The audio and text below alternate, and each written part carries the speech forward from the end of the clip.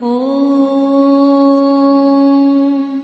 त्वमेव साक्षात् श्रीमहालक्ष्मी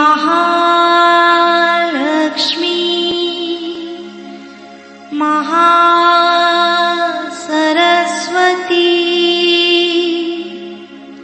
महाकाली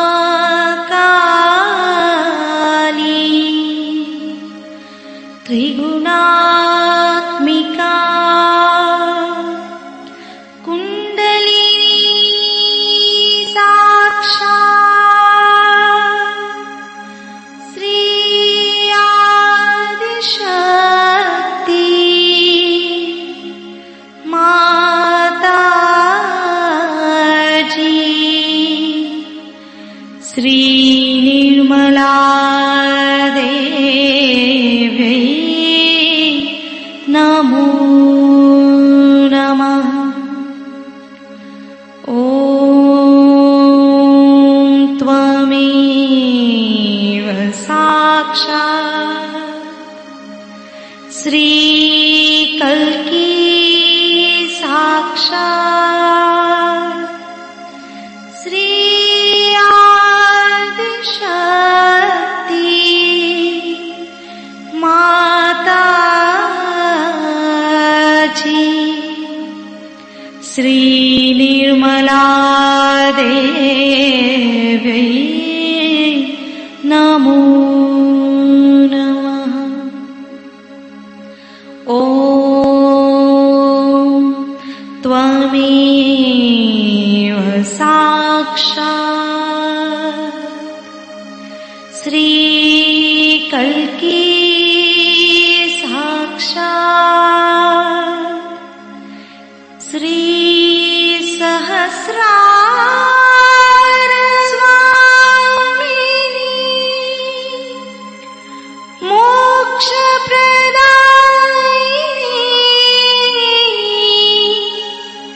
माताजी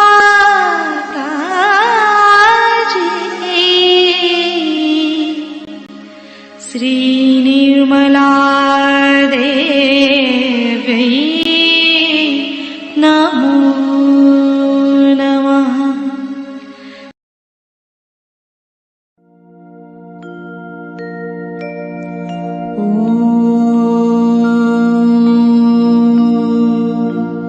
तमेव साक्षात्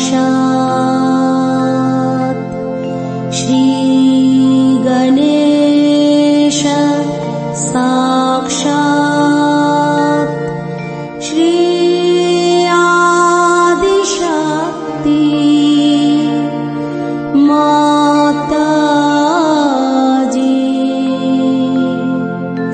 श्री निर्मला देवी नमो नमः। जय श्री माता जी। दोनों हाथ माँ के सामने हृदय में श्री माता जी को नमन करेंगे। श्री माता जी की छवि को अपने सेंटर हृदय पर स्थिर करेंगे। परम पूज्य श्री माता जी, कृपा करके हम सभी के हृदय को अपने रहने के योग्य बनाइए। श्री माता जी, हम सबको क्षमा कर दीजिए, हम सभी अज्ञानी हैं।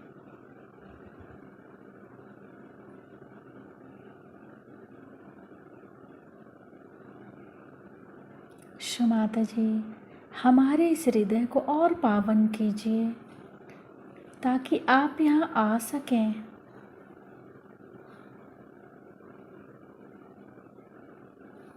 माँ की छवि को सेंटर हृदय पे निरंतर देखते हुए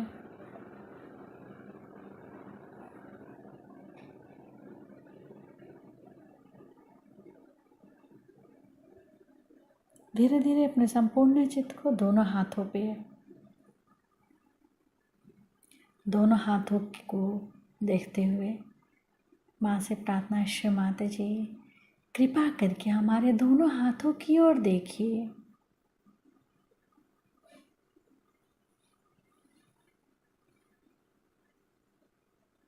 धीरे धीरे अपने संपूर्ण चित्त को सेंटर मूलाधार को अपने चित्त को वहाँ स्थिर करेंगे। श्री माता जी, आप ही तो श्री गौरी और गणेश हैं। कृपा करके हमारे अंदर श्री गणेश जी की निर्भयता दीजिए। श्री माता जी, हमारे अबोधिता और पवित्रता की रक्षा कीजिए।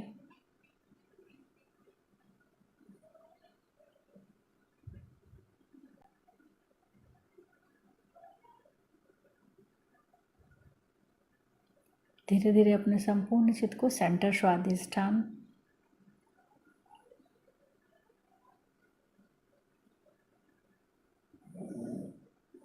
सेंटर नाभि, पूरा भवसागर,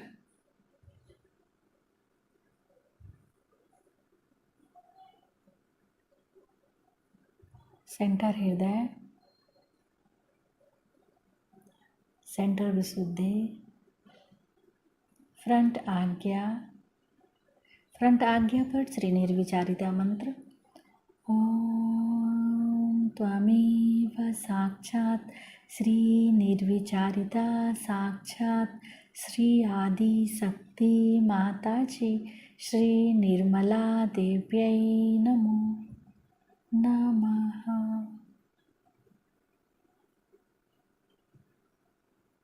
बैक आज्ञा,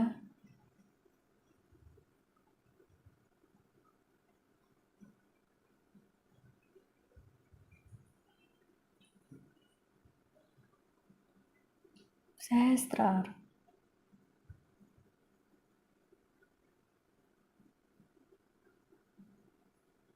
सहस्त्रार पर एक चित रहेगा, एक चित सेंटर मूलाधार, दोनों जगह एक साथ। सहस्त्रार से सेंटर मूलाधार,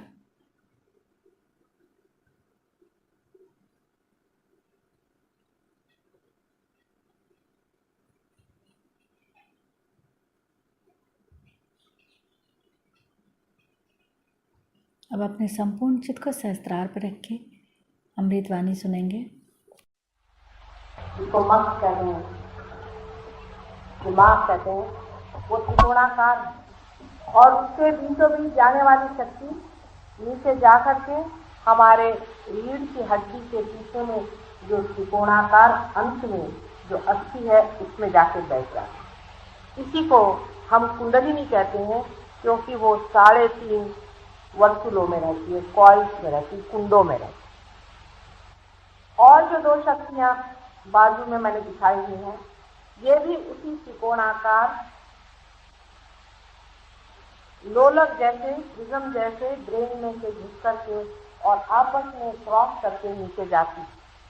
इस तरह से अपने अंदर 3 शक्तियां मैंने यहाँ दिखाई हुई हैं, जो एक बीचों बीच से जाकर नीचे बैठ जाती है और जो 2 बाजू में जाती है। उसके अलावा जो लोलक की दूसरी साइड है या दिमाग की दूसरी साइड है, उसमें से भी जो शक्तियां जाती हैं वो दिखा नहीं रही हूँ, जिसे कि हम सेंट्रल नर्वस सिस्टम कहते हैं। वो संस्था वो है। ये जो यहाँ मैंने 3 संस्थाएं दिखाई हैं, इसकी जो बीचों बीच संस्था है इसे हम कुंडलिनी कहते हैं। इसके अलावा जो 2 संस्थाएं हैं वो किस तरह से क्रॉस कर जाती हैं आप देख रहे हैं, और क्रॉस करने के नाते उसमें 2 तरह के प्रवाह होते हैं, एक बाहर की ओर और एक अंदर की ओर। जो अंदर की ओर प्रवाह जाता है उसी से हमारे अंदर पेट्रोल भरा जाता है, और जो बाहर की ओर प्रवाह जाता है इसी से हम बाहर जा करके किसी भी चीज को चिपक जाते हैं। इन्वॉल्वमेंट, जानवर को किसी से इन्वॉल्वमेंट है, मनुष्य ये मेरा है, ये मेरा बेटा है, ये मेरा भाई है, ये मेरा घर है, ये मेरा देश, मेरा मैं, ये सब उसी कारण आता है क्योंकि ये जो प्रवाह हमारे अंदर में बाहर की ओर जाने की हमारे अंदर शक्ति है, वही खींच ले जाता है हमारी भरने वाली।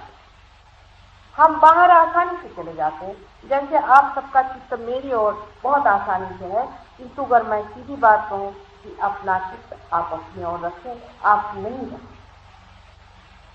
इससे सरल तो कुछ होना ही नहीं थी, किंतु ये नहीं हो पाता है। उसके कारण ये है कि हमारे बाहर जाने की शक्ति ज्यादा है, और यही शक्ति हमें सिंपैथेटिक नाम की नर्वस सिस्टम देती है, जिसके कारण हम हमारे अंदर बसी हुई जो शक्ति है उसे इस्तेमाल करते, उसे हम उपयोग में, जो हमारे अंदर पेट्रोल है उसको हम खर्च करते,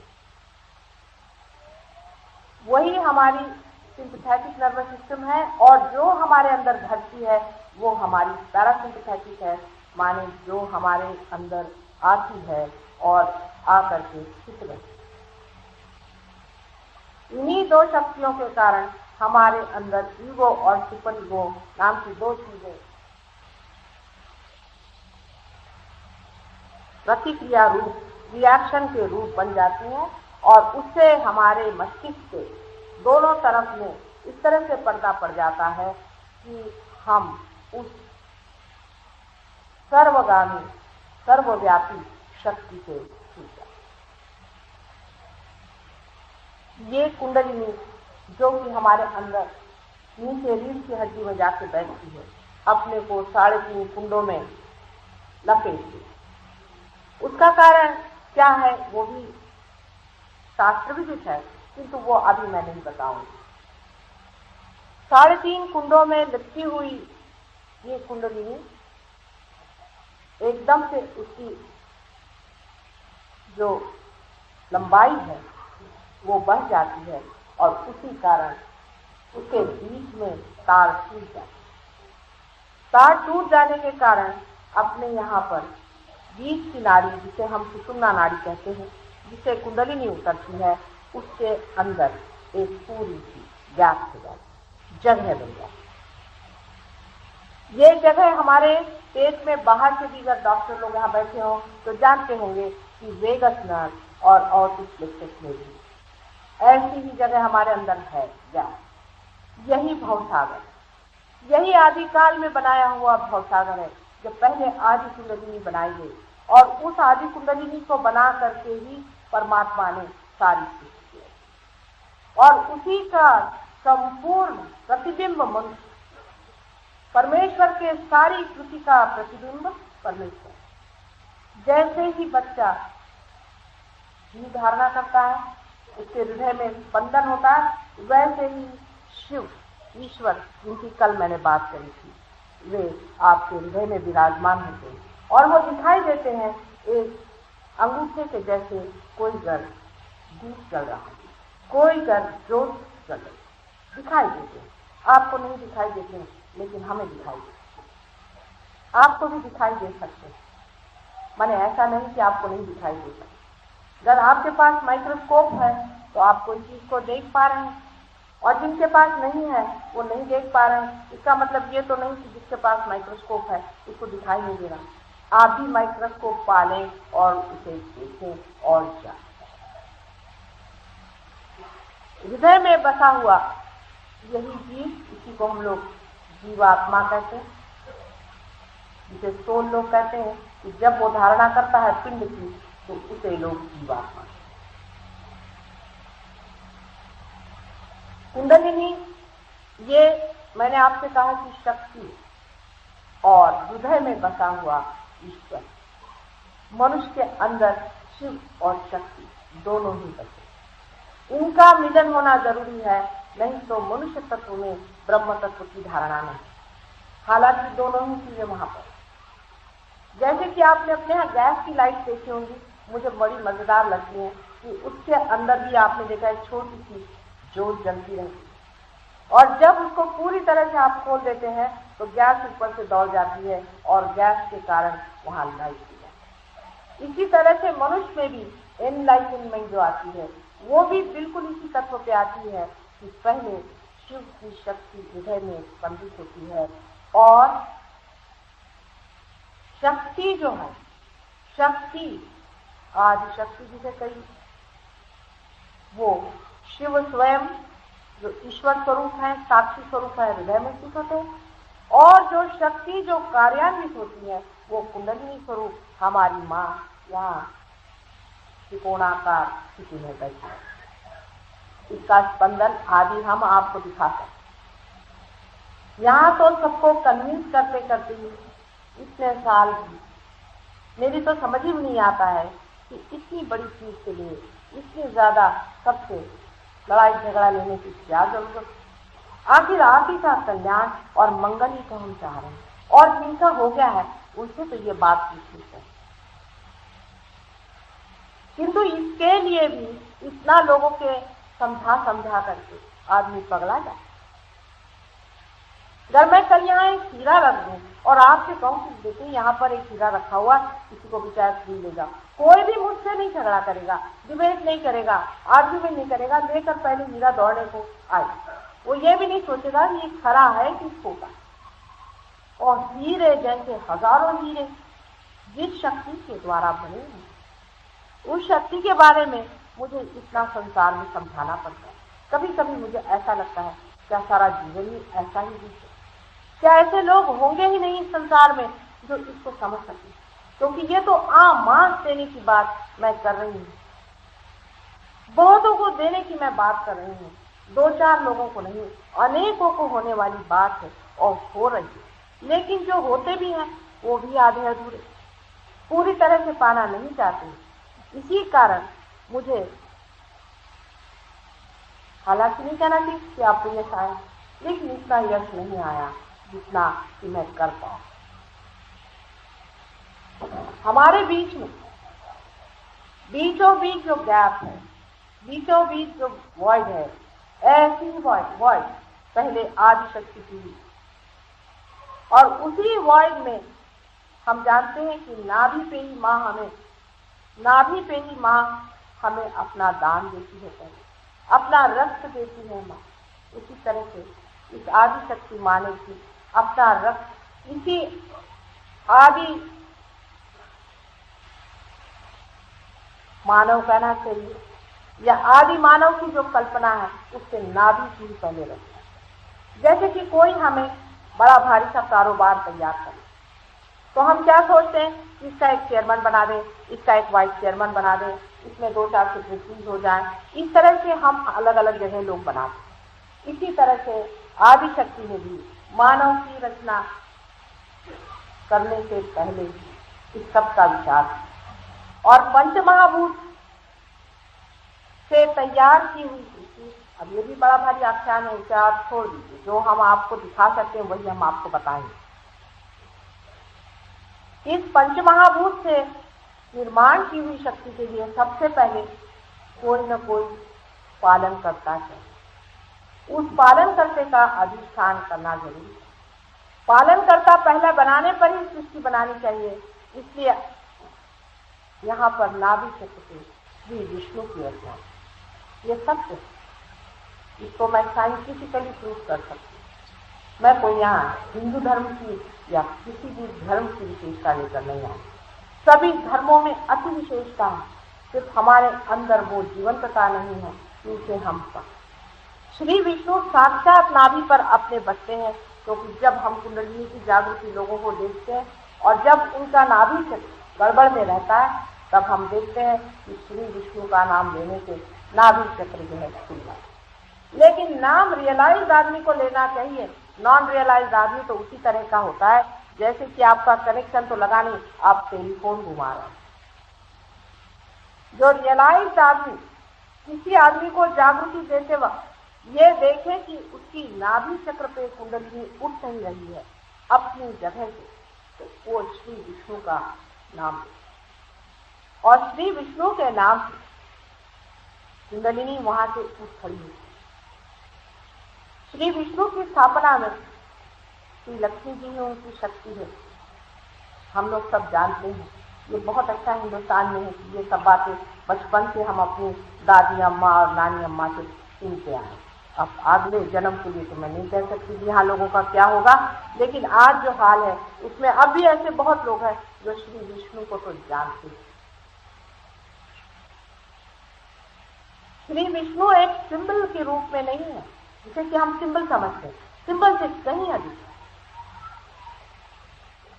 जैसे कि साइकोलॉजी में यूंग आदि बड़े बड़े साइकोलॉजिस्ट ने कहा हुआ है कि मनुष्य स्वप्न में ऐसे ऐसे सिंबल्स या प्रतीक देखता है जो यूनिवर्सल है, जो सार्वजनिक है, सब जगह वही वही दिखाई देते हैं। जैसे अगर किसी आदमी की मृत्यु होने वाली हो और उस पर अगर कोई हथियार इस्तेमाल होने वाला हो तो उसको एक विशेष तरह का त्रिकोण दिखाई देता है, और वो चाहे चाइनीज हो, चाहे वो इंडियन हो, चाहे वो अमेरिकन हो, वो पढ़ा लिखा हो या नहीं।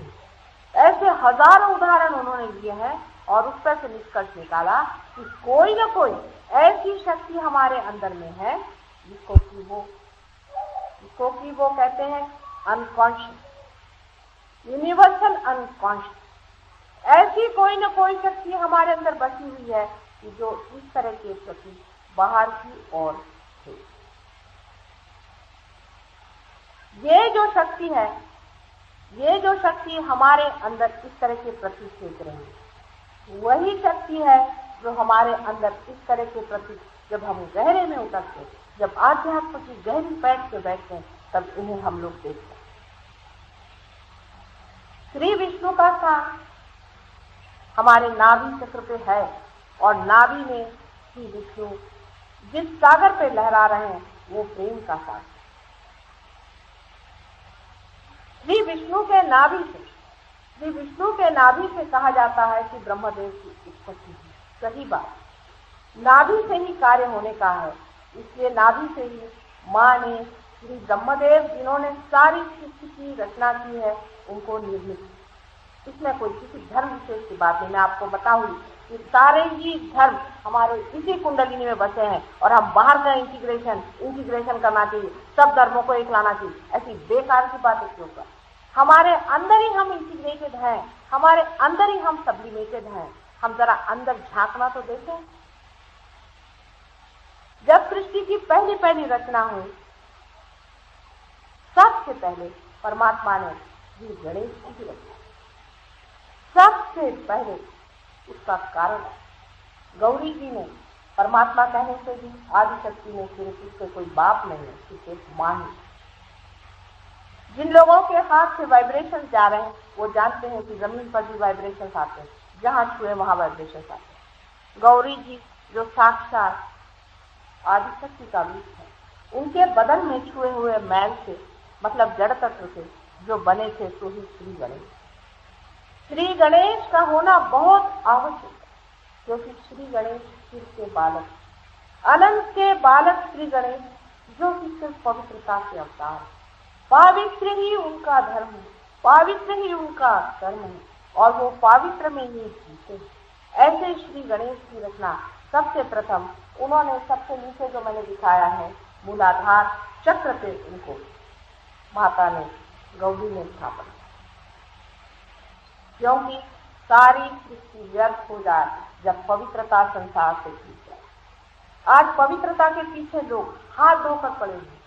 आपको पता नहीं कि मॉडर्न कह करके और बड़े विचारवंत कह करके, इंटेलेक्चुअल कह करके भी पवित्रता को जो लोग हाथ डालते हैं वो जानते नहीं है कि सारे मानव जाति का आधार पवित्रता।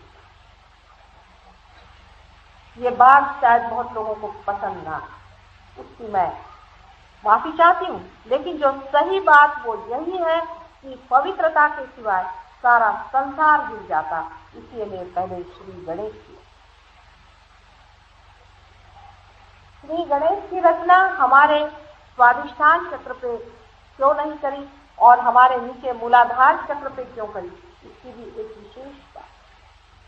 श्री गौरी जी के एक ही चक्र लेकर वो आई थी, पहले ही चक्र पे, मूलभूत चक्र पे। ऐसा कहा जाता है कि गौरी जी नहा रही थी और उन्होंने अपने मोरी के दरवाजे पर ही उनको दिखा दिया। बड़ा सिंबॉलिक है। वो जब नहा रही थी तब उनकी पवित्रता की रक्षा करने के लिए वो माँ अपनी पवित्रता की रक्षा करने के लिए छोटे से बालक को दिखा देती है। इसका अर्थ यही है कि जब भी हम धर्म में उतरना चाहते हैं, जब भी हम परमात्मा से एकाकार होना चाहते हैं, तब उस शक्ति के बारे में जो हमारी माँ कुंडलिनी स्वरूप यहाँ बैठी हुई है, उसके प्रति एक छोटे बालक जैसा अबोध स्वभाव होना। बहुत से लोग सेक्स पर आज खड़े होकर के बातें कर रहे हैं इस सेक्स को सब्लिमेट करिए और उससे कुंडलिनी जागेगी। साफ साफ समझ लीजिए इस बात को, सेक्स अपनी माँ पर लादने जैसी घृणित बात करने से आप लोगों को तो उसी से चिढ़ हो जाए। कुंडलिनी आपकी माँ पहले ही यहाँ बैठी हुई है, पहले ही आप सब्लिमेटेड है। आपकी जो माँ इतनी पवित्र, आपके साथ जन्म जन्मांतर से आपका साथ देती हुई और आपको संभालते हुए आज तक यहाँ आई है। और अभी जब मैं उसको जागृति देने का प्रयत्न करती हूँ तो आप ही की तरफ से कहती है मुझसे, नहीं पहले मेरे बेटे को तू ठीक कर, मेरे बेटे का ये चक्र ठीक नहीं है, उसे तू ठीक कर। इसी कारण मुझे आपकी तंदुरुस्ती भी ठीक करनी पड़ती है। आपका अगर दिमाग खराब हो तो आपका दिमाग भी ठंडा करना पड़ता है, तभी कुंडलिनी उससे खड़ी है। ऐसी माँ जो सिर्फ आपको देना ही चाहती है, जो आपके पुनर्जन्म के लिए आप ही के साथ बसी हुई है, उसके साथ ऐसा अन्याय करना इंटेलेक्चुअलिज्म के नाम पर मेरे ख्याल से इससे बढ़ के और महद अन्याय। मैं तो कहती हूँ कि क्राइस्ट को भी लोगों ने क्रूसिफाई कर दिया, इसका शरीर नष्ट कर दिया, तो इसकी बात। लेकिन जो अपनी माँ की इस तरह से अवगति करते हैं और अपमान करते हैं, वो अपनी कुंडलिनी को खो देते। इतना ही नहीं, लेकिन जन्म जन्मांतर तक ये माँ सुप्ता अवस्था में पड़ी रहती। ऐसा करने से सिर्फ उसका क्रोध उठता है और वो ये जो दो बाजू में नाड़ियां दिखाई हैं, ईड़ा और पिंगला, इन दोनों नाड़ियों पे नाचता है। उसकी गर्मी के कारण मनुष्य नाचता है, कूदता है, चिल्लाता है, चीखता है। इतना ही नहीं, उसके बदन पे फीसी आ जाती है। और इसीलिए लोग कहते हैं कि कुंडलिनी को हाथ लगा। ये वही लोग कहते हैं जो स्वयं उस प्रेम को नहीं जानते, जो माँ का पवित्र है। वही लोग कहते हैं जो स्वयं उस अबोध बच्चे के स्वभाव को नहीं पहचान सकते जो उन्हें होना। इस तरह की बातें वही लोग समझाते हैं जो स्वयं कुछ न कुछ गलत रास्ते कर रहे हैं और दुनिया को भरमाना चाहिए। जैसे राक्षसों की योनि के लोग होते हैं, जो राक्षस योनि के लोग होते हैं, उन्होंने ऐसे ही व्यभिचार कर करके और ये योनि प्राप्त की। और वही आपको ऐसी व्यभिचार की बातें सिखाते हैं कि अपने माँ पर सेक्स ला दिए, सेक्स को आप समझिए। सेक्स तो आपके शरीर की जैसे कि घर में मोरी होती है, उस तरह से आउटलेट है, मोरी है। उस मोरी पे, मोरी के पास ही मतलब मोरी के रास्ते पर ही उन्होंने श्री गणेश को दिखाया कि कहीं उधर से कोई इधर आ न जाए।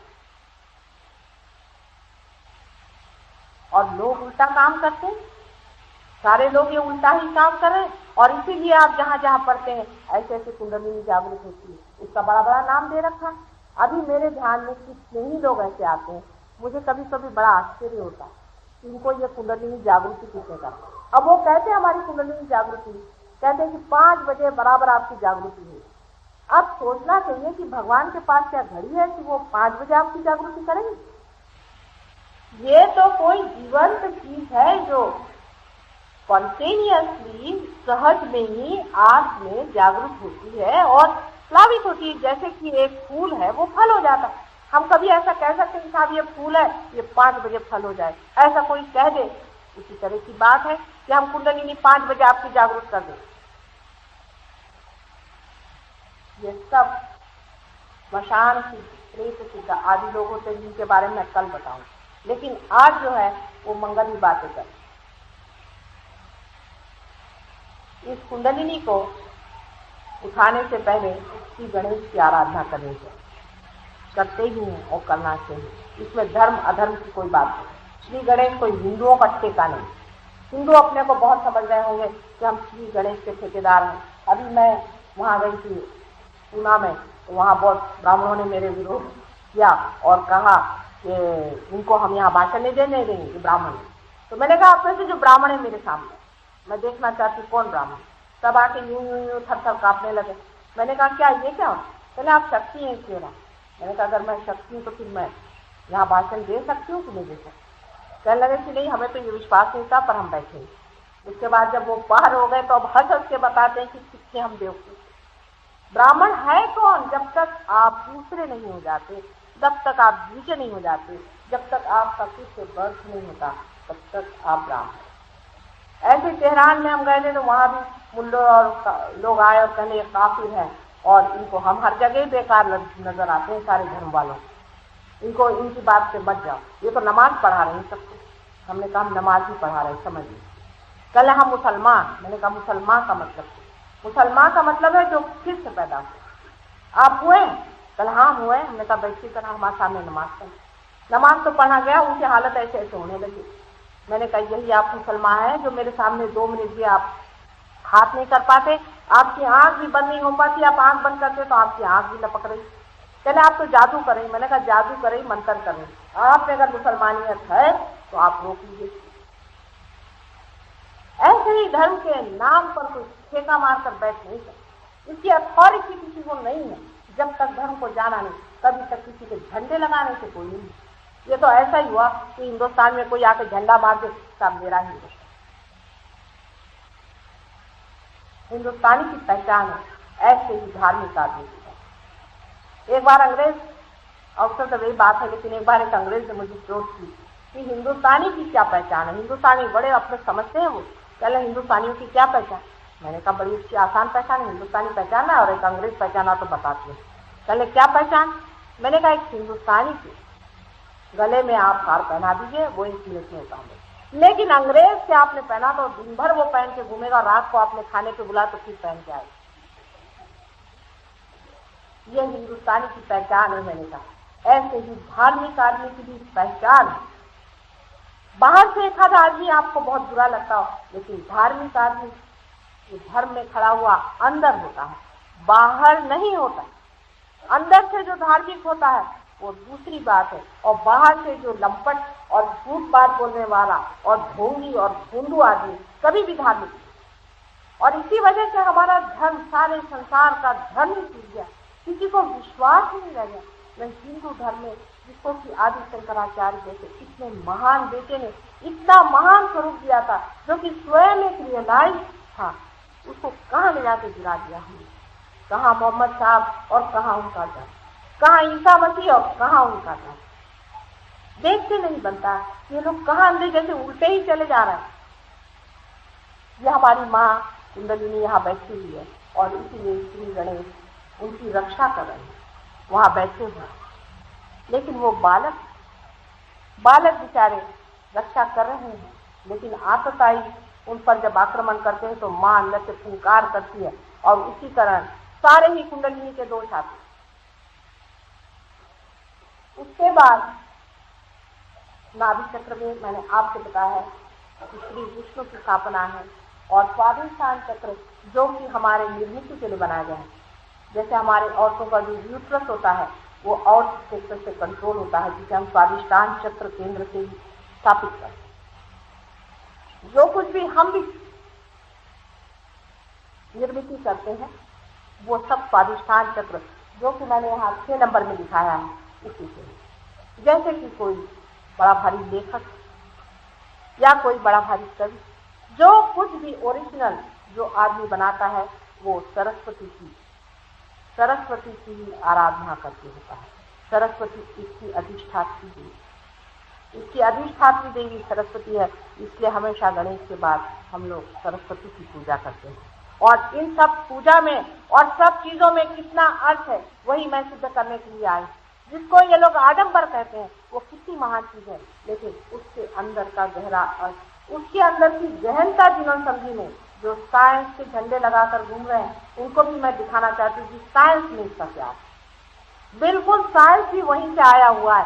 अगर सरस्वती जी न हो तो आइंस्टीन को पता न चलता कि थियरी ऑफ रिलेटिविटी क्या है। आइंस्टीन ने भी अपनी किताब की शुरुआत में ही ये कहा है कि मैं तो परेशान हो गया लेबोरेटरी में काम करते करते, किताबें पढ़ते, और उसके बाद मैं थक कर किसी उद्यान में बैठ करके सोप बबल से खेल रहा था, साबुन के बुलबुलों से खेल रहा था। तो उसमें उन्होंने कहा हुआ है कि then from somewhere unknown the theory of relativity dawned upon me from somewhere unknown। इशारा उसी पर कि सारी निर्मिति हमारे अंदर ही से हो रही है, बाहर से हम कुछ नहीं करते। जो कुछ बाहर है वो जाना नहीं है। उसके बाद मैंने कहा है आपसे कि 5वां जो चक्र है नाभि चक्र, उसमें श्री विष्णु की स्थापना है। श्री विष्णु की स्थापना है, श्री विष्णु पालन करता है उनकी पत्नी श्री लक्ष्मी की। जैसे सरस्वती जी भी बनाई गई, बड़े सोच के बनाई। सरस्वती जी को हम सोचते हैं कि जैसे और सरस्वती जी हैं वैसे नहीं, ये बात है बड़ा सोच के बनाई। इसको सोच विचार बड़ा गहरा है। जो दृष्टा है उन्होंने नहीं बनाया है, परमात्मा ने उनको बनाया हो, इसलिए उसका सोच विचार बड़ा है। आपके लिए थोड़ा सा उसका विचार मैं दूं कि आपकी सरस्वती जी की मूर्ति अपने सामने, वो श्वेत वस्त्रा है। श्वेत वस्त्रा का मतलब ये है कि एब्स्ट्रैक्ट। जैसे बहुत से लोग मुझसे कहते हैं कि माँ आप सफेद क्यों पहनती हैं? मैं विवाहिता हूँ और मैं वैसे हमेशा सफेद तो पहनती नहीं हूँ, लेकिन ध्यान के समय जरूर सफेद पहनती हूँ, जिससे मनुष्य का चित्त जो है वो मेरे रंगों में न उलझे। इसलिए सरस्वती को श्वेत वस्त्रा बनाया है। और उसके हाथ में जो वीणा दी हुई है, ये बड़ी द्योतक वीणा, ये अपने यहाँ का आदि गीत यंत्र है, वाद्य यंत्र है। और इसका अर्थ यह है कि जो आदमी पढ़ा लिखा है वो संगीतकार है, उसको संगीत उतना ही मालूम होना चाहिए जितना एक सरस्वती के पुजारी को मालूम है। आपने देखा होगा बहुत से पढ़े लिखे लोग जो होते हैं इतने बेस्वाद होते हैं, उनसे आप 5 मिनट बाद फिर आपका सर दर्द हो जाए, बाबा किससे मिले। उनके अंदर जरा भी स्वाद, मिठास जरा सी, आप बात करने लग जाए तो बोर हो जाए। आप कहें बाबे बाप किससे मिले, ये तो अपना सारा पांडित्य हमारे ऊपर डालेंगे। ऐसे पढ़े लिखे लोगों से लोग भागते। ऐसा आदमी कभी भी सरस्वती का पुजारी नहीं हो सकता। पढ़ा लिखा होना और सरस्वती का पुजारी होना बहुत ही महद अंतर। एक पढ़े लिखे आदमी में संगीत और हर एक कला का ज्ञान होना जरूरी है। सिर्फ एक ही चीज का स्पेशलाइजेशन कर लेने से आप विद्वान भी नहीं हो सकते। फिर रहा कहाँ आप सरस्वती के पुजारी हैं। जो आदमी एक चीज को जानता है उसको सब कुछ जानना जरूरी होता है, ये सरस्वती की पहचान। अब जैसे मुझे आप कहिए तो मुझे एक चीज समझ में नहीं आती, वो है इकोनॉमिक्स और ह्यूमन लॉ। 2 चीज मेरे बिल्कुल समझ से परे हैं। शायद हो सकता है कि ये सब कुछ बहुत ही आर्टिफिशियल है, शायद इसी वजह से मैं नहीं समझ पाती। पर कला में मनुष्य को गति मिलनी चाहिए जब वो अपने स्वाधिष्ठान चक्र में पूरी होता है। उसके बाद नाभि चक्र में श्री लक्ष्मी जी का, श्री लक्ष्मी जी का भी देखिए बड़ा सुंदर सा स्वरूप बनाया है। उनके 2 हाथ में कमल है, एक हाथ ऐसा है और एक हाथ है। अभी जो वाइब्रेशंस ले रहे हैं वो समझ सकते हैं इसका अर्थ क्या है। और 2 हाथ में कमल होने का मतलब ऐसा है कि जो आदमी रईस हो उसमें स्त्री और शोभा, एक शान होनी चाहिए, एक शोभा होनी। कंजूस आदमी कभी भी रईस नहीं है। जो कंजूस है उसको रईस नहीं करना चाहिए, वो कंजूस ही है और पैसे वाला भी है। जिसके घर में शोभा है, जो कला का पुजारी है, जो कला का बढ़ाने वाला है, वही रईस है। और कमल से जो कोजीनेस है, उसकी जो आराम देता है, जैसे कि कोई भी भंवरा आ जाए उसे अपने पास में खिला ले, ऐसा जो हो वही आदमी कमलापति कहा जाए। लेकिन हमारे यहाँ तो हर एक आदमी सोचता मैं लक्ष्मीपति, लक्ष्मी का पति होने के लिए विष्णु जैसा पालन करता चाहिए, जो सारे संसार की ओर एक पिता की दृष्टि है और सारे संसार को अपना कुटुंब समझ करके उसके लिए रोता है। ऐसे पैसे वाले तो बहुत ही कम है, लेकिन अपने रिश्तेदारों को तक जो संभाल नहीं पाते, उनके तक सुख दुख को जो चिंता नहीं कर सकते, वो लक्ष्मीपति करेंगे। जो सारे ही संसार के सुख दुख को संभालने वाला है वही लक्ष्मी का पुजारी। इसी को हम लोग एनलाइटेंड इंडस्ट्रियलिस्ट कहते हैं। ऐसे अगर अपने देश में हो जाए तो अपने प्रश्न ही टूटता है। लक्ष्मी जी का एक हाथ ऐसा होना और एक हाथ ऐसा होना बड़ा अर्थ है। इस हाथ का अर्थ होता है कि लक्ष्मीपति को दान जरूर करना, दान अव्याहत करना, अपने आप करना चाहिए। दान करने में ये भावना नहीं होनी चाहिए कि हम दे रहे हैं, देने का कोई मतलब नहीं, बगैर दिए हमें वो चुभ रहा था इससे हम निकाले दे रहे हैं। और ये हाथ ऐसा होने का मतलब है कि हमारा आश्रय, हमारे आश्रित हैं। जब कोई आदमी आपके पास दौड़ के आता है और कहता है भाई बहुत परेशान, किसी तरह से मेरी मदद करो, पहले ही हमारे 4 दरवाजे बंद हो जाएंगे, उसको भगाने के लिए 5 आपके दरबान खड़े रहे, ऐसे आदमी को मैं लक्ष्मीपति नहीं। फिर लोग ये कहेंगे कि आप देने लग जाए तो उसका तो कोई अंत नहीं, मांगने वालों का तो कोई अंत नहीं, ऐसे भी दे।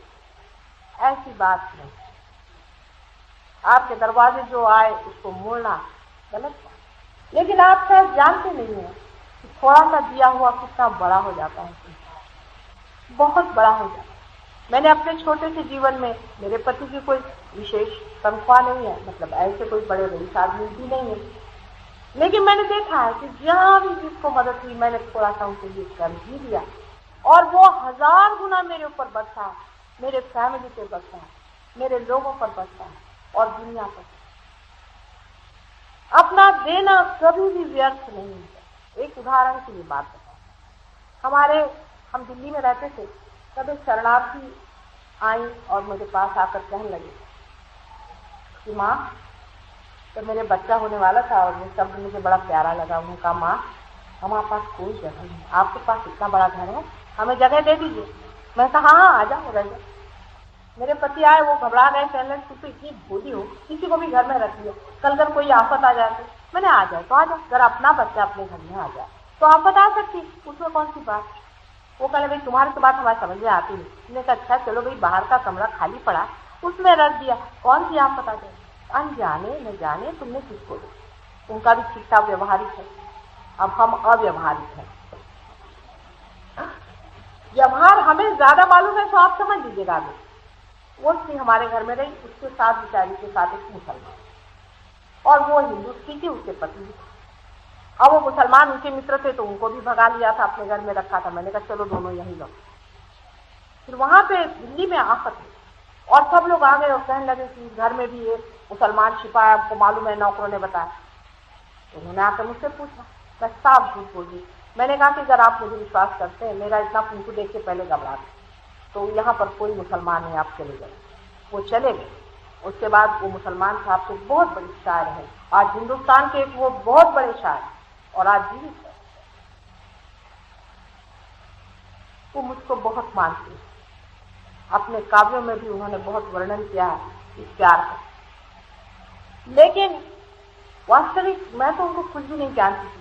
इतना बड़ा शायर, उसको अगर मैं पनाह नहीं देती तो आज खत्म। इतनी बड़ी कविताएं जो लिखते हैं वो सब खत्म। वो जो स्त्री थी मेरे साथ, वो आज हिंदुस्तान में बड़ी भारी सिनेमा एक्ट्रेस, बहुत बड़ी सिनेमा। और उसको एक बार, मैं कभी उसके बाद मिली नहीं, वो बार बार मुझे खोजती रही। फिर मैं चली गई इधर उधर, मेरे पति जाते रहे। उसके बाद एक बार मैं बम्बई में आई तो हमारे कुछ नवयुवकों ने सोचा कि हम एक सिनेमा बना। मुझसे कहने कि देवी जी से आप कहिए कि वो इसमें एक्ट करे। मैंने कहा मैं उससे नहीं कहूँगी। कहा क्यों? मैंने कहा उससे एक बंधन है, उसे छोड़। जिस दिन जब मुहूर्त हुआ तो वो आई, मुझे देखते साथ वो रो पड़ी। कहले माँ तुमने मुझसे बताया क्यों नहीं कि ये तुम्हारा है? मैंने कहा इसीलिए नहीं बताया कि मैं जानती थी कि अगर मेरा सोचकर तुम एकदम इस पे फांस पड़ो। मैंने कहा था तुम्हारा सोच विचार है। इस तरह से न जाने कितने ही बार, हजारों में आपको उदाहरण दे सकती हूँ कि दिया हुआ कभी भी व्यर्थ नहीं जाता, रोका हुआ जरूर व्यर्थ हो जाएगा।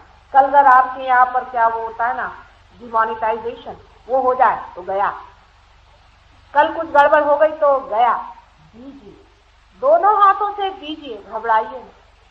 इस हाथ से आप दे रहे हैं और इस हाथ से आपके पास आते। लक्ष्मी जी के अपने नाभि चक्र में होने का यही कारण है कि हम लोग जो कुछ भी खाते हैं, जो कुछ भी पाते हैं, पेट में हमारे जो भी अन्न जाता है उसका डिजेशन, उसकी पचन क्रिया श्री विष्णु जी के हवाले है। इसलिए जिन जिन को डायबिटीज होता है, अधिकतर वो अगर दान करे ठीक हो जाए।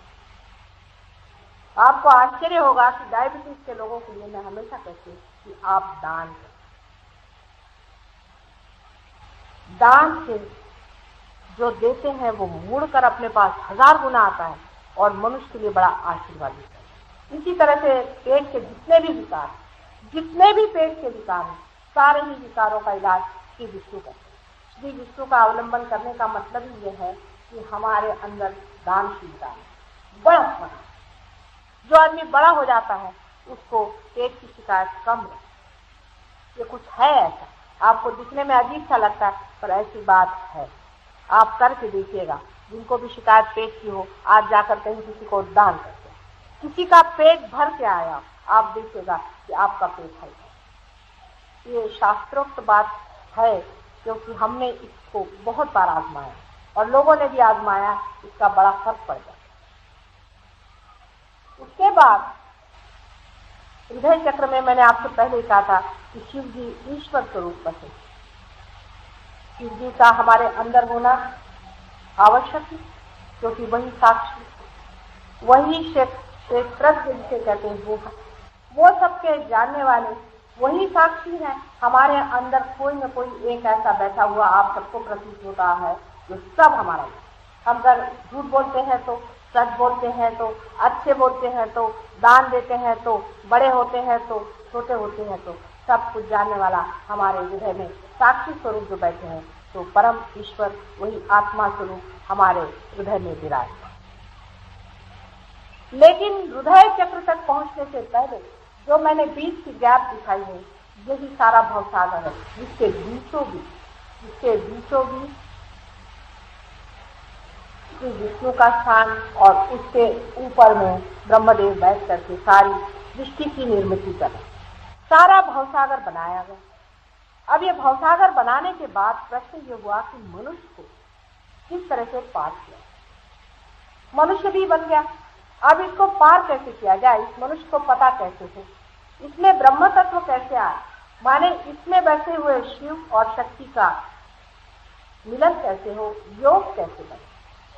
इसके लिए एक विशेष तरह की व्यक्ति संसार में तैयार की, जो ब्रह्मा विष्णु और महेश तीनों के तत्व को पकड़ के बनाई गई, जिसे हमें श्री दत्तात्रेय जी के नाम से मानते हैं।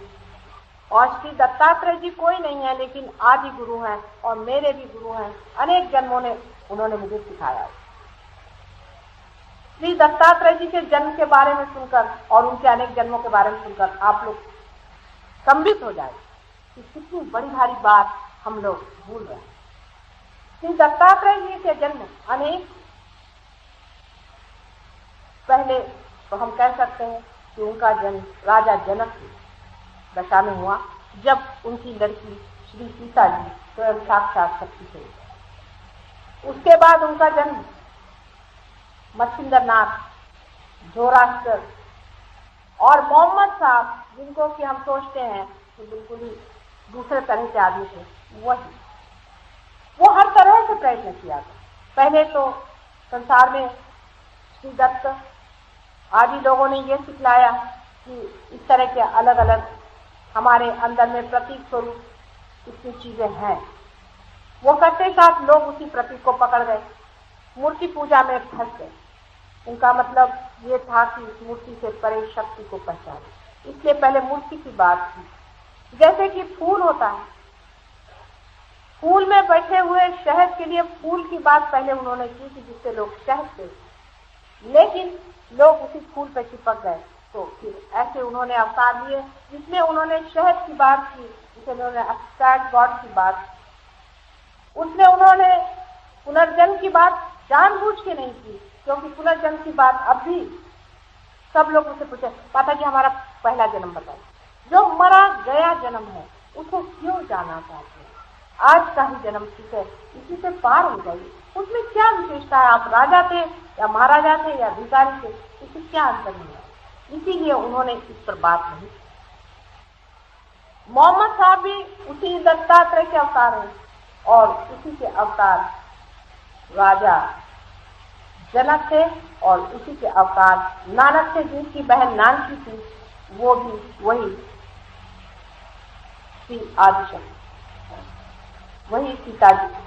और अब आपको और बताओ तो और आश्चर्य आएगा कि जो शिया पंथ शुरू हुआ था मोहम्मद साहब के बाद, उनकी जो लड़की फातिमा थी वो भी वही आयशा, और उनके जो 2 बच्चे थे हसन और हुसैन, बाद में जब उन्होंने देखा कि सारे सिद्धियां संहार सबका करने के बाद भी मनुष्य की समझ में नहीं आया, तो वो बुद्ध और महावीर के नाम से पैदा हुए और उन्होंने अहिंसा का धर्म संसार में ला करके कोशिश की कि शायद हो अहिंसा के आने से ही ये लोग पाए, लेकिन नहीं बना माना। अब कहाँ किससे आप लोग लड़ रहे हैं, किससे आप झगड़ा कर रहे हैं? मैं तो हमेशा कहती हूँ कि अगर एक आधा मुसलमान अटक गया तो उससे कहती हूँ कि तू दत्तात्रेय का नाम ले,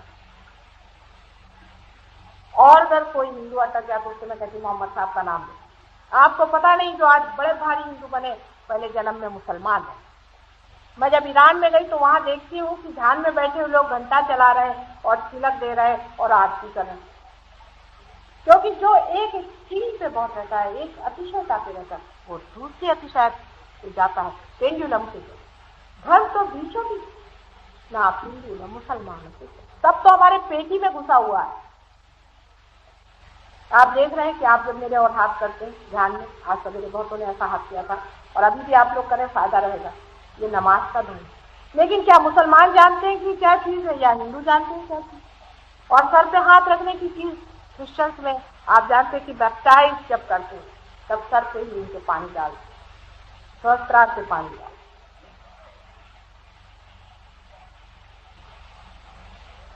उसके बाद हमारे हृदय में बसे हुए श्री शिव जी को, उनको जानना बहुत कठिन बात।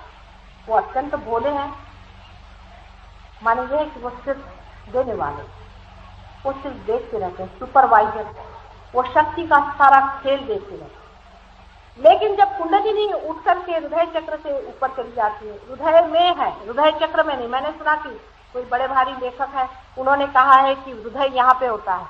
हृदय तो यही है, हृदय चक्र जो कि बीचों बीच है, वहां से सिर्फ सुनना।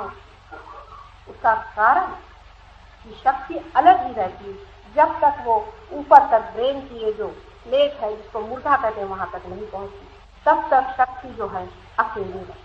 वहां जाकर वो जब बरसने लगती है ये दोनों साइड से, तब हृदय की साइड में उसका शिव से मिलन होता है, और जब नीचे फिर नाभि पर वो मिलते हैं तभी ब्रह्म तत्व तैयार होकर के ऊपर जाता है, और ऊपर का ये आज्ञा चक्र जो कि जुड़ा हुआ है वो खुल जाए। शिव जी के पत्नी के बारे में जो कुछ भी कहा गया है बिल्कुल सत्य।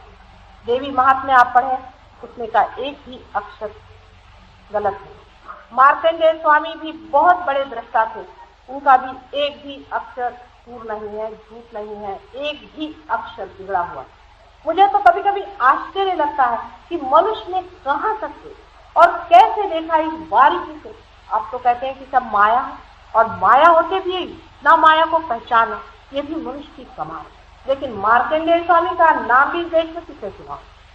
उन्होंने जो सप्तशती में श्री दुर्गा जी का वर्णन किया वो बिल्कुल सही बात है, क्योंकि भवसागर से लोग जब पार करा रहे थे तब उनको मदद करने के लिए शक्ति को अनेक रूप धारण करना पड़ा, और जब शक्ति अपने ही आप संसार में उतरती है तो अकेले ही उतर, तब वो अनेक देवियों के रूपों में आकर के उन्होंने सारे राक्षस जो कि भक्तों को जो पार हो रहे थे, उनको सता रहे थे, उनको मारा, उनका संहार।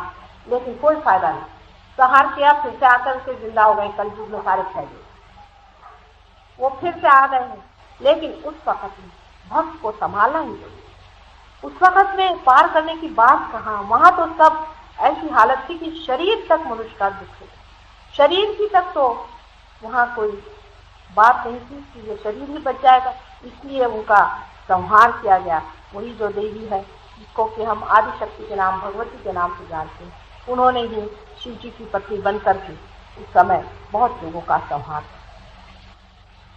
उसके बाद आज्ञा चक्र पे हम जब आते हैं तो आपको आश्चर्य होगा कि बहुत ही आधुनिक काल में आ गए।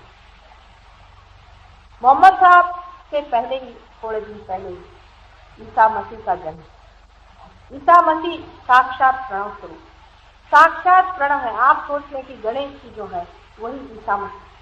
उनका जो क्रॉस है, जो यहाँ पे मैंने क्रॉस बताया गया, वही वो क्रॉस है जो कि श्री गणेश, इनका क्या आपने देखा होगा कि स्वस्तिक बनाया जाता है। स्वस्तिक का कुछ हिस्सा हटा दीजिए तो क्रॉस है। वही श्री गणेश का जो प्रणव स्वरूप है, वही प्रणव स्वरूप जब आदमी बन करके संसार में आया, वही ईसा मसीह। ईसा मसीह ने ही संसार में भूत निकाले और किसी ने नहीं निकाले, उन्होंने तो मार ही डाले सबको। कृष्ण भी जो थे उन्होंने भी मारे। ईसा मसीह को मैं पहले इसलिए बता रही हूँ कि विशुद्धि चक्र पे कृष्ण का, लेकिन ईसा मसीह की जो माँ थी वो स्वयं राधा थी, इसलिए उसके स्वरूप मैं पहले उनको बता रही हूँ। जो आज्ञा चक्र पे जहाँ 2 दिखाया गया वहां श्री कृष्ण जो थे, उनकी पत्नी राधा, रा माने एनर्जी, चेतना, और धा माने धारणा करने वाली राधा, ये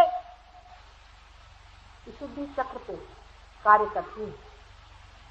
और यहाँ पर भी आप डॉक्टरों से पूछे तो 16 सब प्लेक्सस है हमारे सर्वाइकल प्लेक्सस में, उनके भी 16 कलाएं, वो संपूर्ण, लेकिन संपूर्ण होने पर भी कार्य उतना पूरा इसलिए नहीं हो पाया कि सारा जीवन इन दुष्टों से लड़ते लड़ते खत्म हो गया। इतने महादुष्ट उन दिनों में आते कि व्यर्थ हो गया उनका सारा। हालांकि सारा जो कुछ भी लीला का वर्णन है ये सहज योग, ये सहज योग है। आपको आश्चर्य होगा कि उनका मटकी का फोड़ना और पेट में सब लोगों को बंधवा लेना, राधा जी की मटकी का फोड़ना, इस सब में सहज, क्योंकि वो वाइब्रेटेड पानी जमुना से ले जा रही थी। उनके पांव जमुना जी में पड़े रहते थे, जमुना जी का पानी वाइब्रेट होता था, उसे उठा के ले जाती थी। तो वो चाहते थे कि पानी वहां गली में पड़ जाए, रास्तों में पड़ जाए, उसकी मटकी वो तोड़। क्या राधा जी इस बात को जानती नहीं? पूरी तरह से जानती।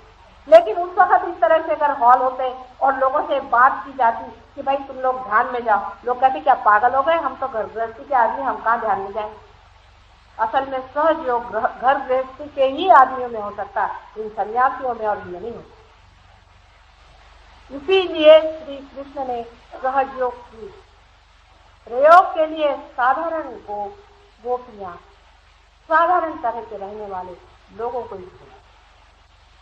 आप नहीं जानते हैं कि जो लोग सोचते हैं कि बड़े सन्यासी और तपस्वी और फलाने और ढिकाने हो सकते हैं, हो जाए, उनसे किसी का कारण नहीं हो सकता, किसी का सल्वेशन नहीं हो सकता।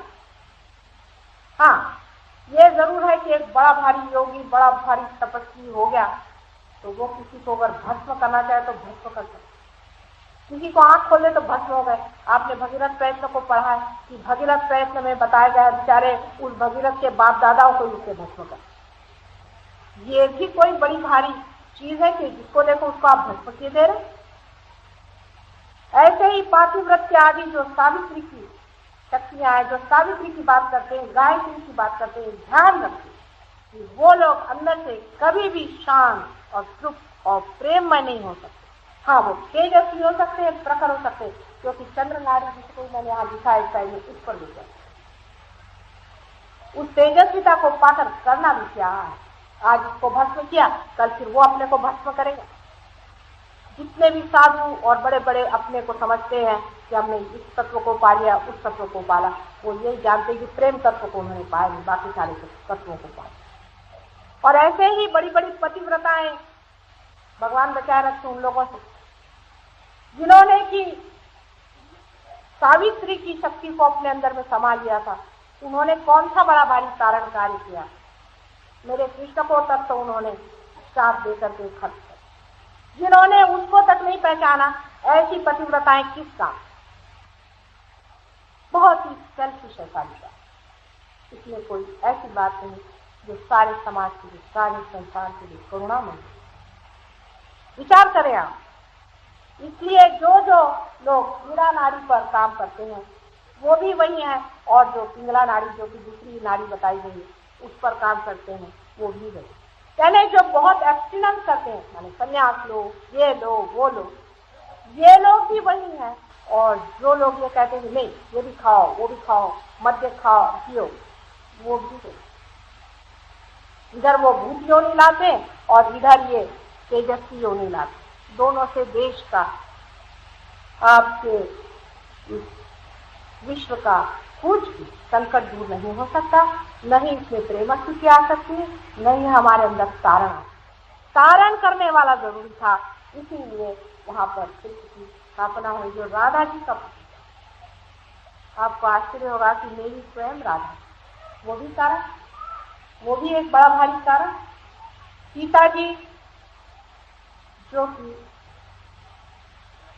राम की पत्नी विवाहिता, उसके साथ समाज ने जो अन्याय किया, उसको घर से निकाल करके उससे दूषित और कलंकित करके जब किया, तब ये बड़े बड़े तेजस्वी लोग क्यों आंख बंद करके बैठे? इन लोगों ने तब क्यों नहीं कहा कि हमारी ये मां, इसे तुम घर से निकाल रहे हो, जिसे अग्नि परीक्षा दी है? तब इनके मुंह क्यों बंद हो गए थे? इनकी तेजस्विता कहाँ गई थी और इनकी अकल कहाँ मारी गई थी? बड़े बड़े उस वक्त में एक से एक लोग थे, किसी ने कोई बात तक नहीं कही। उनके ही अकल देने के लिए राधा जी ने कृष्ण से लौकिक विवाह नहीं किया, तो भी सारा संसार कृष्ण का नाम राधा कृष्ण से ही जाता, लेकिन उसे विवाह का बंधन, लौकिक विवाह का भी बंधन बहुत मान्य था, और इसी कारण उसके बच्चा नहीं हुआ। किंतु उसके अगले जन्म में जब वो मेरी बन के आई, तब उसके लड़के ने 4 चांद लगाए उसे, जो कि स्त्री कुंवारी दशा में, कोई कठिन काम नहीं है कुंवारी दशा में बच्चा पैदा करना। अगर आप रियलाइज हो और आप उस दशा में हैं, जैसे मैं आज सहस्रार से हजारों बच्चे पैदा करूंगी, क्या मुश्किल है? इधर कोई चाहे तो अपने वूम से भी ऐसा बच्चा पैदा करे, अपने गर्भ से भी ऐसा बच्चा पैदा करे, कोई ऐसी कठिन ही बात नहीं। लेकिन उन्होंने ये करके दिखाया, और आज हालांकि इसका वो दुनिया की दृष्टि से, लौकिक दृष्टि से तो लेजिटिमेट चाहता, लेकिन आज दुनिया से आगे मेरी एक बड़ी भारी महासती मानी, उसको लोग डिवाइन मदर कहते। ये उसके बच्चे का काम, ऐसा बच्चा परमात्मा करे सकते नहीं, लेकिन उसको भी किसने छोड़ा? उसकी भी जान खाली 34 साल की उम्र में सबने उसको मार डाला। इसी समाज ने जो आज बड़े अपने को हिंदू मुसलमान और फलाने कहते हैं, उस वक्त वो किसी रूप में आते। ये जो बड़े समाज के ठेकेदार हैं, इन्हीं लोगों ने उनको मारा। कोई सब किसी की जू नहीं देंगे, किसी को ये नहीं लगा इतना बड़ा महान आत्मा इस संसार से विदा ले रहा है, इतनी छोटी सी उम्र में असहाय इस संसार से उन्हें जाना पड़ा। आज हजारों उनके नाम पर इन लोगों ने धर्म वर्म बनाए, उसका क्या? धर्म तो कुछ बन ही नहीं पाए। कहाँ वो और कहाँ उनके बनाए हुए? उन्होंने एक ही चीज पर बहुत जोर दिया था कि हमारे अंदर जो विनाशी शक्तियां हैं, जो नेगेटिव फोर्सेस हैं, जिसको कि वो शैतान कहते थे, जिसको कि वो भूत कहते थे, स्पिरिट कहते थे, उनको वो निकालते थे। और आज सारा क्रिश्चियन किंगडम जो है वो स्पिरिट से ही काम करता है।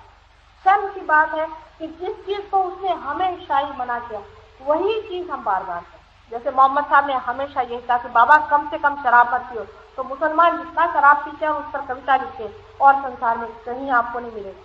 मतलब मैं कहती हूँ कि मोहम्मद साहब की तरफ से मैं पूछती हूँ कि क्या यही मुसलमान धर्म है, और ईसा मसीह की तरफ से मैं पूछती हूँ क्या ईसाई धर्म यही, और आदि शंकराचार्य की तरफ से आप सबसे पूछते हैं क्या हिंदू धर्म यही? कि जो मिथ्या पे ही आप बैठे हैं और सारे जग को मिथ्या बताने वाले आदि शंकराचार्य को भी ठिकाने लगा रहे। इस आज्ञा चक्र पे उनका वास। हमारे यहाँ जो लोग आज्ञा चक्र तोड़ते हैं और आज्ञा चक्र पे जिनको, जो आदमी पागल होता है, जिनको साइकोसोमैटिक ट्रबल होते हैं, जिनको कि लोग कहते हैं कि उनको कुछ साइकोलॉजिकल ट्रबल है। हमारे एक साइकोलॉजिस्ट भी है, वो भी बहुत बड़े आदमी हैं, वो भी इस पर काम कर रहे हैं। वो भी ईसा मसीह का नाम लेने से ही भूत भाग, सबके भूत भगाने के लिए एक उनका नाम काफी है। लेकिन हम तो किसी का भी नाम कहीं पे भी रखते रहते, उसकी जगह तो जाननी चाहिए, उसकी वजह तो जाननी चाहिए, उसका एप्लीकेशन तो मालूम चाहिए। ये सभी कुछ मैं बताना चाहती हूँ, लेकिन आपके समझने पर भी है, आपके पाने पर भी बहुत कुछ नहीं है। आज्ञा चक्र के बाद सहस्त्रार है, 1000 हमारे अंदर 982 नाड़ियां हैं, ऐसे डॉक्टर कहते हैं, 1000 ये कहते हैं। मैंने भी इसे देखा है कि ऐसा दिखाई देता है जैसे कोई कमल हो, बड़ा सा कमल हो, और जैसे कि बाइबल में इसको कहा है चंग्स ऑफ फ्लेम, माने ये कि किसी लपटों की कोई जैसे जीभें लगी हुई, जैसे कोई आग की लपट हो उसकी जीभें, उस तरह की इतना बड़ा, ऐसा इससे भी थोड़ा बड़ा ऐसा कमल, बहुत सारी ऐसी लपटें सर में ऐसे ऐसे दिखाई दी, और उसके बराबर बीचों बीच अपने ये ब्रह्मरंध्र है जो सहस्त्रार है, जिसको छेद नहीं की जाती। जब रियलाइजेशन होता है तब मनुष्य इसी को छेद कर पार होता है। आज बहुत समय भी हो गया और आज का विषय भी कुछ विचित्र सा था, कुछ नया सा था। आज और कल मैं इस पर बताऊंगी कि सहयोग से कैसे छेदा जाता है, उसमें क्या क्या रुकावटें हैं। कल सवेरे मेडिटेशन का समय आदि के बारे में यहाँ अनाउंसमेंट होगा, जिसे आप सुने और मेडिटेशन में आए। जो कुछ भी मैंने कहा है वो सब बेकार, सब व्यर्थ। जब तक आपके अंदर ये अनुभव नहीं होगा तब तक ये सब ही व्यर्थ है। इसलिए अनुभव के बाद ही आप मेरी बात करें, लेकिन बगैर बताए हुए कोई इस रास्ते पर भी तो नहीं आता है। इसलिए मैंने इससे विशेष तरीके से सब बताया हुआ, और आप लोग भी इसे ऐसा ही समझे कि बताया हुआ सब खत्म हो गया। कल मेडिटेशन का समय है, उस वक्त आप आइएगा। आज मेडिटेशन नहीं हो पाएगा शाम के वक्त में, कल सवेरे काफ़ी देर तक हम लोग मेहनत करेंगे जिससे आप लोग पार हो जाएं, और लेक्चर भी होगा और मेडिटेशन भी होगा। कल संडे का दिन है, सबकी छुट्टी उसकी साफ करके कायदे से सब बनाया गया है। हालांकि परमात्मा के लिए थोड़ा सा समय हमको देना है, थोड़ा सा समय दे दीजिए, ज़्यादा मुझे नहीं चाहिए। आप भी का अपने से परिचय कराने के लिए बिल्कुल थोड़ा सा समय अगर आप दे दें तो काम बन जाए। अभी आज भी बहुत से लोग पार, इतने लोग पार हो गए, मैं बहुत इतनी खुश रहने का आज मैं ये बात न करती, लेकिन उस खुशी में ही मैंने सारी बातें खोलकर कह दी है, और आशा है कि कल आप लोग बहुत से पार हो जाएंगे, जिससे उसे जान लें जिसकी हम बात कर रहे हैं, और जिसके कारण ये सारी सृष्टि की रचना हो करके, सारी सृष्टि बन करके अंत पे आकर खड़ी, सारी सृष्टि की आगे की बात आपके हाथ में दारो मदार आप ही के हाथ में है। आपसे विनती है कि आप लोग जरूर कल आए। कल सबकी व्यवस्था होगी। आज असल में हमें इतनी उम्मीद नहीं थी कि इतने लोग मेडिटेशन में आए, इसलिए थोड़ी सी अव्यवस्था हो गई थी। कल हम उसकी पूर्ण व्यवस्था करेंगे। अगर आप लोग एक आसन ले आए तो ज़्यादा अच्छा है, क्योंकि वैसे तो यहाँ पर इतनी दरी वरी का कोई व्यवस्था हो नहीं पा रही थी। इसलिए अगर आप अपना ही एक आसन ले, दरी हो जाए तो ठीक है, नहीं तो ज़मीन ही पर बैठ जाएंगे और मेडिटेशन हो जाए। इसमें कुछ नहीं करना होगा, कुछ नहीं लाना होगा, नहीं कुछ देना होगा। वास्तविक आप मुझे कुछ भी नहीं देते, जैसी भी कुछ हालत है, इसमें आप मुझे कुछ नहीं दे सकते। अगर कुछ मुझसे ले सकें तो मैं बड़ा आपका धन्यवाद करूँ।